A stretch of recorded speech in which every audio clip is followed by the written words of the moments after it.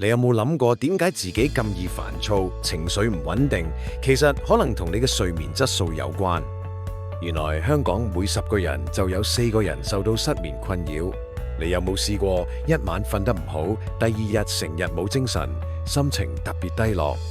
有啲研究發現，長期睡眠不足真係會令你變得易怒，情緒起伏大。最近有份刊登喺 Sleep 嘅研究，追蹤咗202個大學生，發現一旦瞓得唔夠，佢哋嘅憤怒感會明顯上升。因為我哋大腦處理情緒嘅杏仁核喺瞓得唔夠時，就會出現異常反應，情緒調節能力大減，容易對人敏感、發脾氣，甚至變得麻木。其實瞓得唔好唔止影響自己，更有機會搞到同家人、朋友嘅關係變差，成日無啦啦發火，或者對身邊人反應冷淡，日積月累之下，關係都會變得緊張。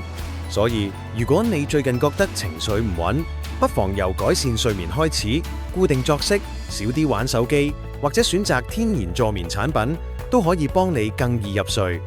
記住，瞓得好唔單止係自己舒服，仲可以守護你同家人朋友之間嘅關係。